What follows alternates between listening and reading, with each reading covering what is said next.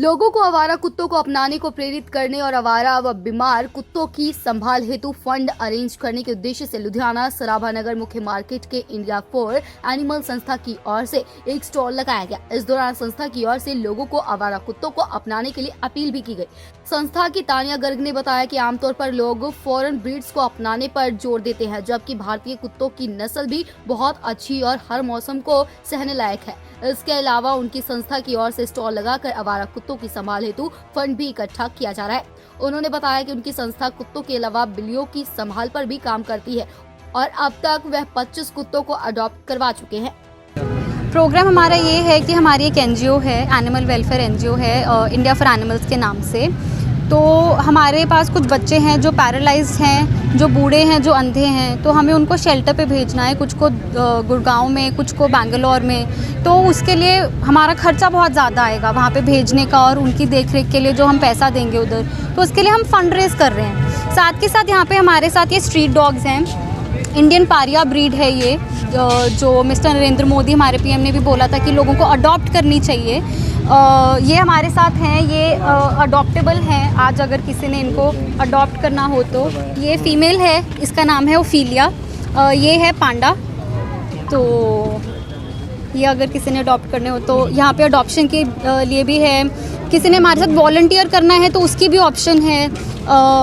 तो हमारे पास यहाँ पे सब कुछ है। अभी जो हम ब्लड डोनेट भी कराते हैं, तो अभी किसी ने हमें अपनी हमें इन्फॉर्मेशन दे के गए हैं कि उनको अपने डॉग के लिए, पग है जिसके लिए ब्लड चाहिए उनको, तो कल हम उनके डॉग के लिए ब्लड भी अरेंज कराएंगे।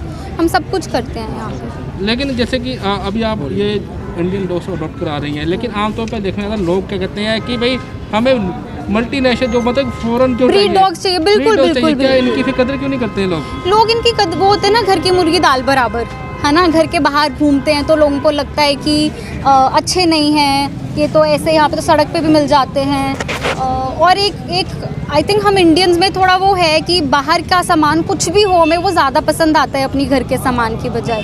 तो डॉग्स के साथ भी, बेचारों के साथ वो ये कि बाहर का है, इंटरनेशनल है तो बढ़िया है, ब्रीड है तो बढ़िया है, अपने यहाँ के घर के कुत्ते पसंद नहीं आते।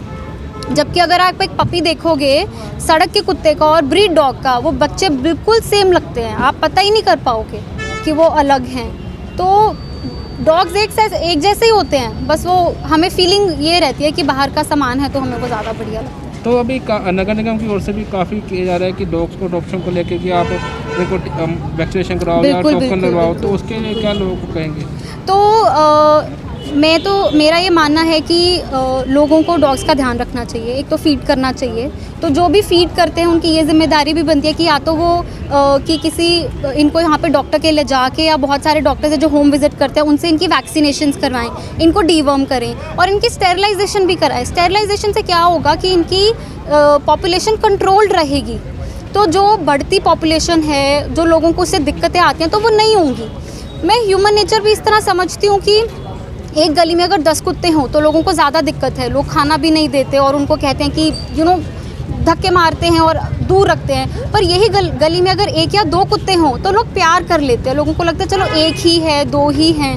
तो एक पॉपुलेशन कंट्रोल बहुत बड़ा इनका मुद्दा है, तो लोगों को इन सब चीज़ों पे ध्यान देना चाहिए। अब तक कितने डॉग्स अडॉप्ट करवा चुके हैं? हम अभी तक 20-25 के करीब डॉग्स और कैट्स दोनों अडॉप्ट करवा चुके हैं। डेस्क रिपोर्ट, जनहितैषी न्यूज़।